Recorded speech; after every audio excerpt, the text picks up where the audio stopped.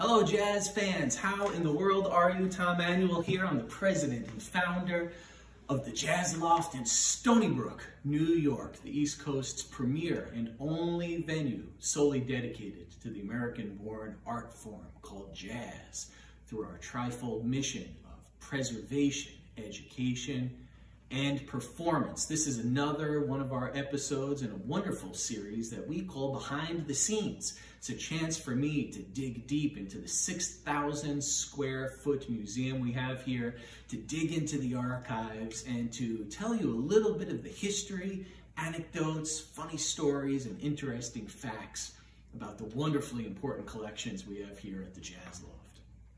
I'm sitting in a part of the loft that is right near our stairs that go up to our main performance space. It's probably one of the most overlooked little nooks and corners of the loft, but a very important one indeed. And behind me, you'll see a wonderful collection of about 25 beautifully framed prints. They are by a woman photographer by the name of Anna Turbau. She is one of the few important photojournalists in post-dictatorship Spain, and Anna Turbau captured some of the most powerful and poignant images of the transition to democracy which began there back in 1975. Her photos from this period, namely from the autonomous community of Galicia, capture in a very raw and genuine sense the social, the political, and human conflicts with which the young photographer was found in those years in Galicia. From the work of those years, we see in her output, Turbau embraces the value of honesty, of human involvement, commitment, and the risk assumed by a young photographer in the early days of the post-dictatorship. A lot of those characteristics right there we spoke about: risk, honesty, commitment to being genuine, being real, being authentic. So many of those characteristics are very present in jazz for sure. This time back around 1975 in Spain was a time when telling the truth, or even worse, trying to photograph it and having access to the means to spread it was actually more dangerous than wielding a weapon. The photographs of Anna Turbau, with her large, chopped, and contrapicado, always were at the heart of the action and were collecting the attitudes of all parties that were involved in the conflict. They left us with a detailed portrait of those years with a very personal stamp. With careful framing, Turbau's compositions opened the way to a torrent of energy and rebellion in which the presence of women who are not passive victims but important characters in a complex plot is constant. The images of Turbau, such as those taken in Los Ancares, Galicia, refers to a situation of poverty and resources that were the basis of protests and citizen outrage. In the words of Turbau, I'd like to read a bit to you of what she said herself. She said, "I came across the Galician reality almost by chance. It was the beginning of the 70s. The popular movements emerged with a force that coincided with mine. Their goal was mine, both vital and political, and there I stayed. The topics about Galicia collapsed after a story full of silence and suffering. My work was very clear: to break the barriers of censorship and police repression. I worked with great journalists who respected my work and never ever viewed my position as a woman as an impediment to a job as difficult and risky as it was. They helped me, they protected me, they fed me.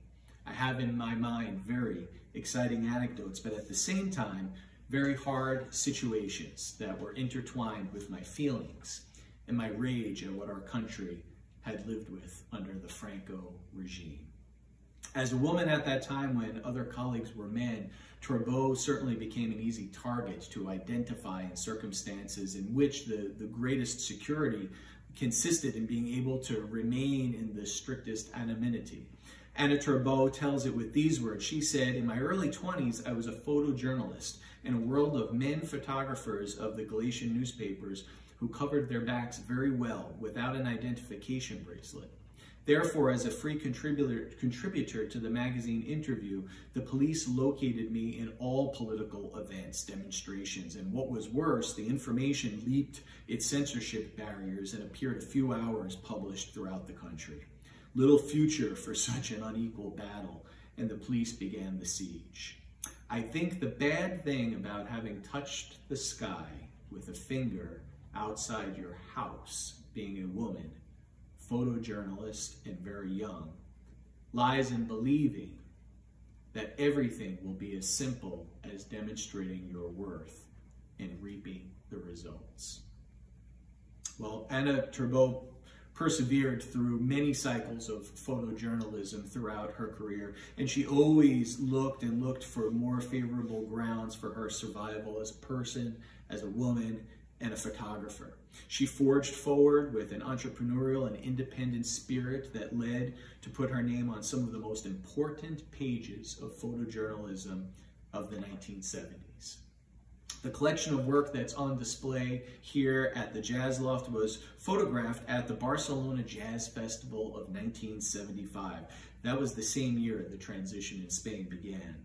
The festival served as a tribute to Duke Ellington, who had died just months earlier in May of 1974. The headliner artists who appeared that year and are shown in many of these photographs included McCoy Tyner and his quartet, the George Coleman Quartet, and George was here just this last season, the Duke Ellington Orchestra, Jay McShann, Dizzy Gillespie and his all-star band, Max Roach with the John C. White Singers, the Stan Getz Quartet, Billy Eckstine, and so many more. We're so honored to have not just beautiful photographs that inspire, but the photographs of an important photojournalist, a woman who really pioneered the way at a very, very important time and season in her country's history.